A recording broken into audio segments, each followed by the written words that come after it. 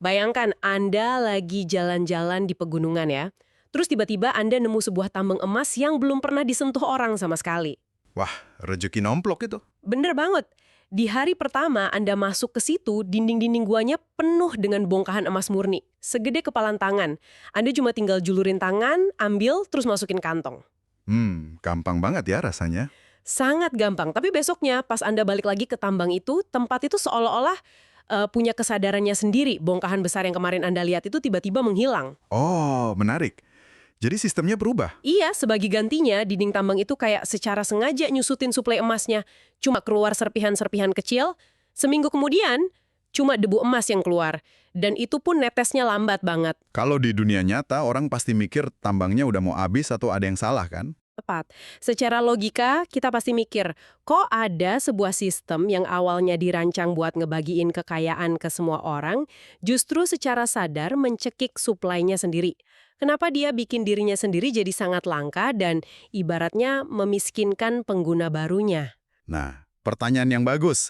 Dan paradoks inilah yang sebenarnya bakal kita bahas di bedah materi kita kali ini. Tinggalkan komentar terbaiknya untuk Yasdar TV, lebih berkembang dan berkualitas. Biasakan selalu mencari informasi dan berita lain sebagai referensi dan pembanding untuk menguji kebenaran informasi yang admin sajikan. Yasdar TV bersama Anda tetap mengudara.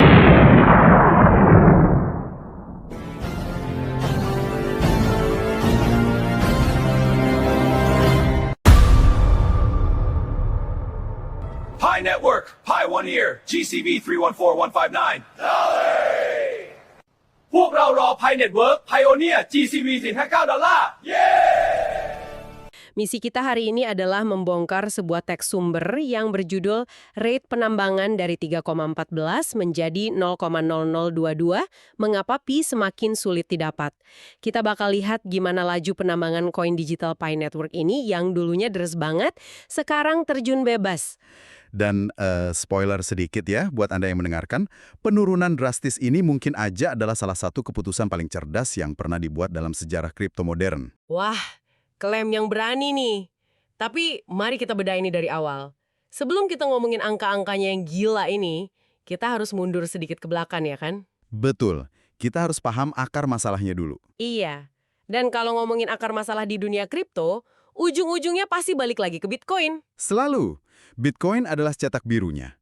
Kan niat awal pembuatnya, si Satoshi Nakamoto, pas ngerilis Bitcoin itu adalah buat bikin uang tunai elektronik yang peer-to-peer. Uang rakyat gitu loh. Tujuannya mulia banget sih. Iya, tujuannya supaya Anda dan saya, kita semua bisa saling transfer nilai, buat beli kopi, bagi tagihan makan siang, tanpa harus lewat bank yang motong biaya admin besar-besaran. Itu visi utopisnya ya. Sebuah alat tukar harian yang terdesentralisasi, transaksinya murah, dan cepat. Bitcoin hari ini tuh ibarat gini deh. Coba bayangkan seseorang nyiptain sebuah sepeda, super ringan, revolusioner banget, niatnya supaya masyarakat bisa pakai sepeda itu buat pergi ke kantor setiap hari dengan cepat.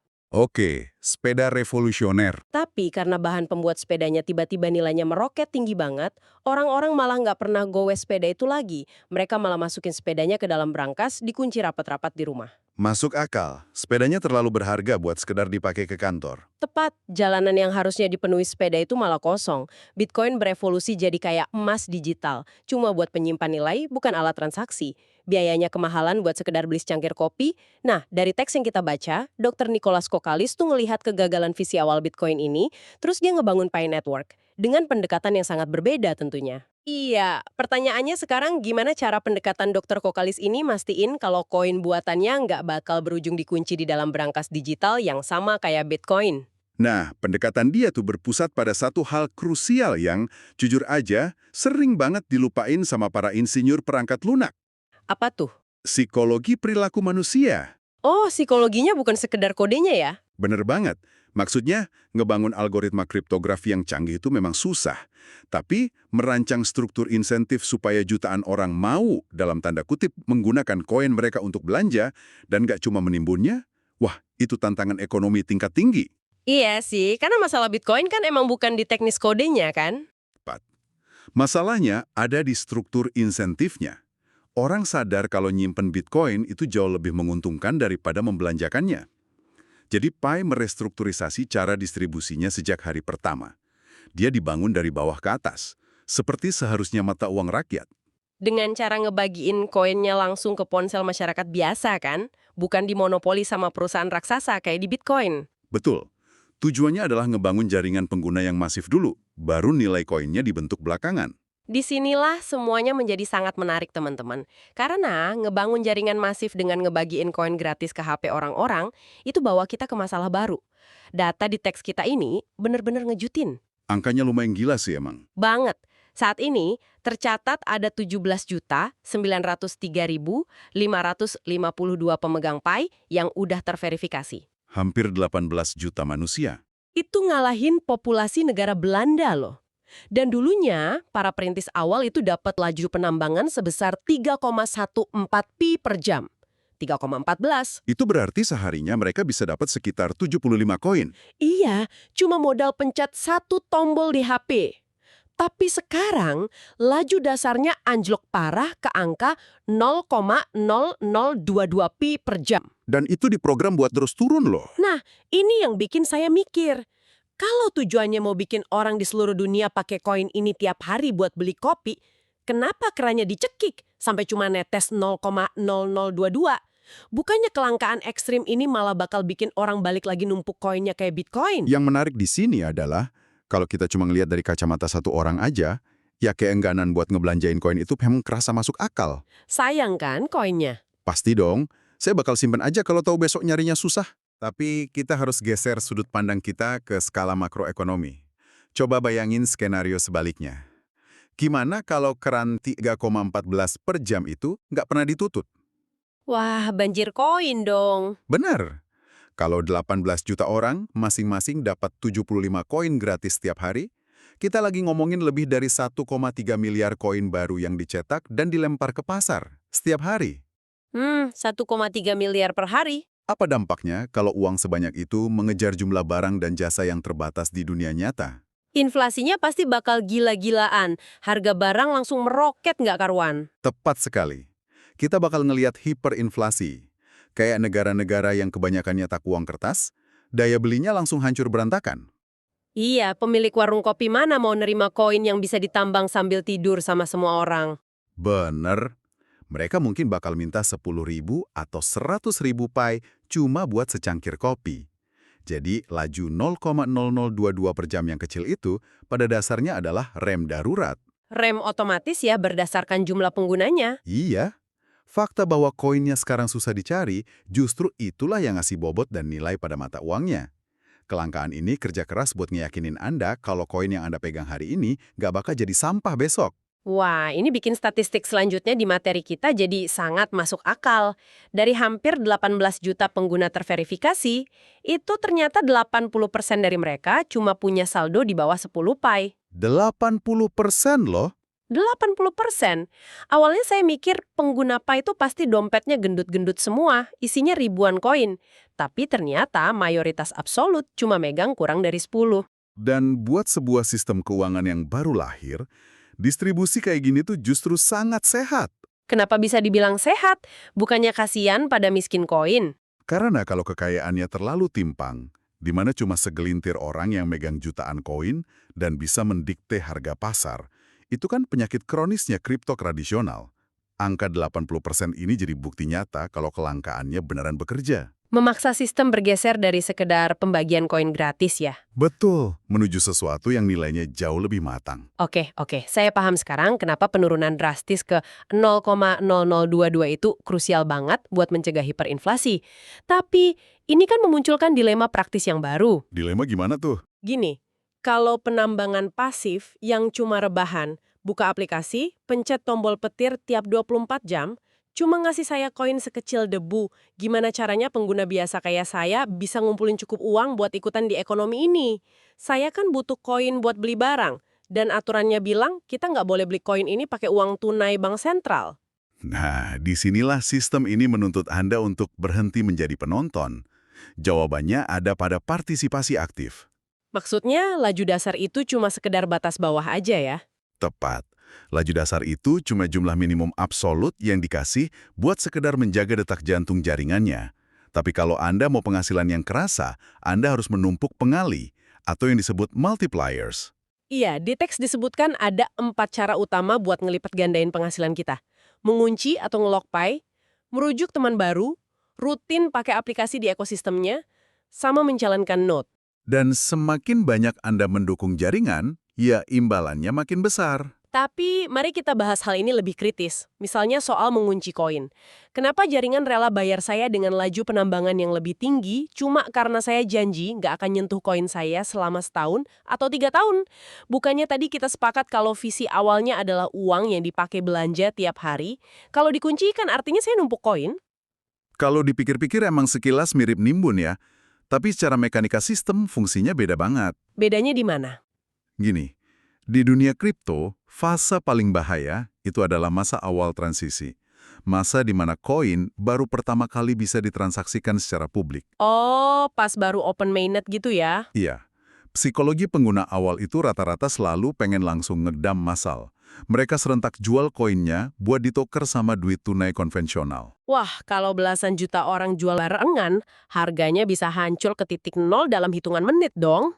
Tepat. Jadi, dengan ngasih insentif besar buat orang yang secara sukarela ngunci koin mereka, jaringan itu sebenarnya lagi menstabilkan likuiditas. Ngurangin jumlah koin yang beredar di masa-masa awal yang rentan. Betul. Memberikan waktu bernapas buat perekonomian realnya, buat transaksi jual beli barang yang sesungguhnya, untuk nyari pijakan harga yang stabil, tanpa harus diganggu sama aksi jual panik. Ibarat bendungan yang nahan aliran air biar kotanya nggak kebanjiran bandang ya. Terus gimana dengan Node? Buat Anda yang mungkin nggak terlalu teknis, Node ini pada dasarnya perangkat keras kayak laptop atau komputer Anda di rumah yang dinyalain terus buat memvalidasi transaksi di jaringannya. Dan ini penting banget, karena Node adalah tulang punggung desentralisasi sejati. Kenapa jaringan mau bayar mahal buat keringat digital ini? Coba bayangin bank biasa.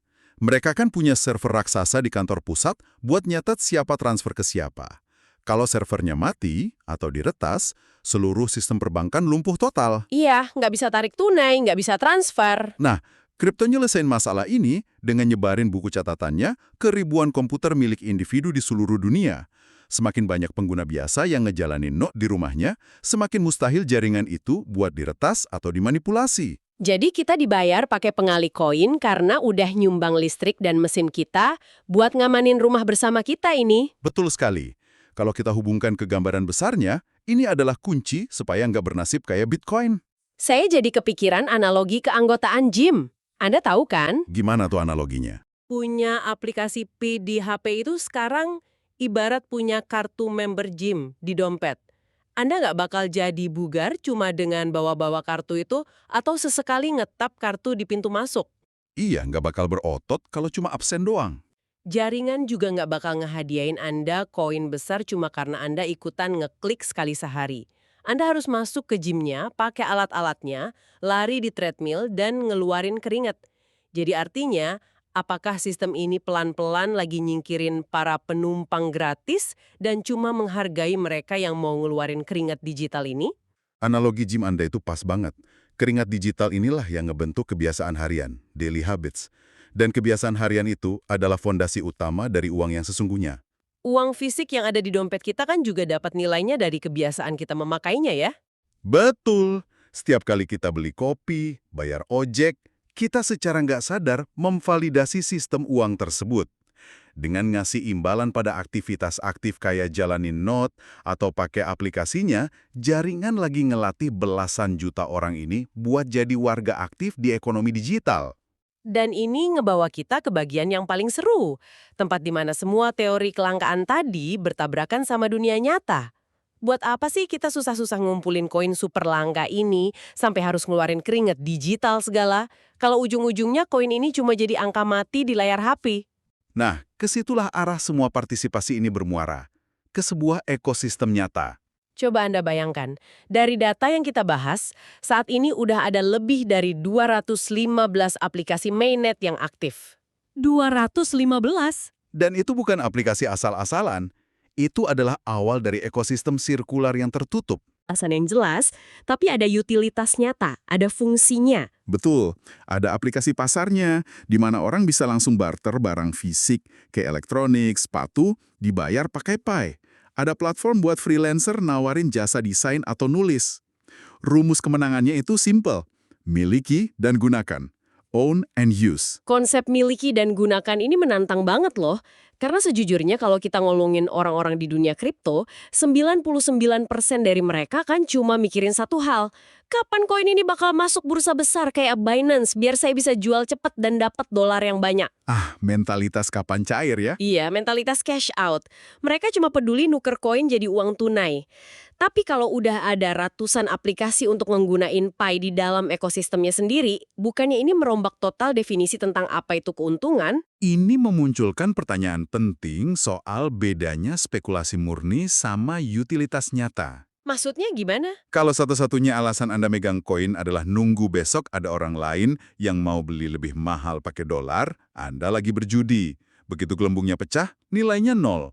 Tapi dengan memaksa orang buat miliki dan gunakan di dalam ekosistemnya sendiri, nilainya divalidasi setiap hari. Lewat transaksi nyata antar pengguna ya? Iya, nilainya nggak lagi didikte sama fluktuasi bursa saham luar, tapi murni dari permintaan ekosistem di dalamnya. Wah, ini pendekatan yang radikal banget.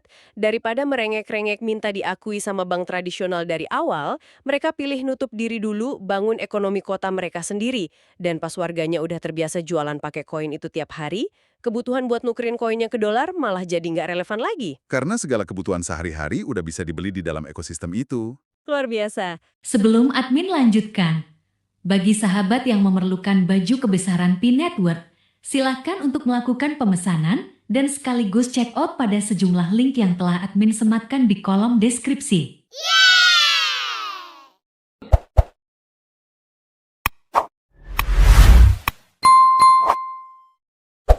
Nah, teman-teman yang dengerin, mari kita rangkum sesi bedah materi kita hari ini. Poin terpenting yang bisa Anda bawa pulang adalah Masa depan mata uang digital yang sukses nggak lagi dinilai dari segampang apa Anda dapat koin gratisan. era bagi-bagi koin gampang udah lewat. Betul. Kesuksesan koin bakal murni diukur dari seberapa dalam dia nyatu sama kehidupan dan kebiasaan harian penggunanya. Kelangkahan ekstrim 0,0022 itu, beserta lebih dari 215 aplikasinya, adalah strategi perlindungan diri. Sebuah strategi yang dibangun dari bawah ke atas. Supaya Pi tetap jadi mata uang buat dipakai rakyat, bukan numpuk di berangkas spekulan. Kalau boleh, saya mau ngasih satu pemikiran penutup buat teman-teman pendengar. Silakan, apa tuh? Coba renungkan ini. Kalau ekosistem ini berhasil ngubah puluhan juta orang dari penimbun pasif jadi pengguna aktif dalam ekonomi keseharian, apa yang bakal terjadi pada bisnis lokal konvensional di sekitar kita? Warung-warung di dunia nyata maksudnya. Iya. Akankah kita ngelihat suatu masa di mana warung kopi langganan Anda atau minimarket di pojok jalan tiba-tiba terpaksa mengadopsi mata uang akar rumput ini? Bukan karena mereka ngerti teknologi blockchain, tapi semata-mata karena pelanggan mereka lebih milih belanja pakai koin hasil keringat digital mereka ketimbang pakai uang kertas bank sentral. Wah, kalau desakannya datang dari bawah, dari konsumen langsung, bisnis kan pasti harus adaptasi ya, atau mereka bakal mati kelindas zaman. Itu benar-benar pemikiran yang luar biasa untuk direnungkan oleh Anda semua. Dan mungkin itu adalah awal pergeseran kekuatan uang yang sebenarnya. Sangat revolusioner. Baik, terima kasih sudah mengikuti penelusuran mendalam kita kali ini. Teruslah kritis melihat inovasi, jaga selalu keingintahuan Anda, dan sampai jumpa di bedah materi kita berikutnya.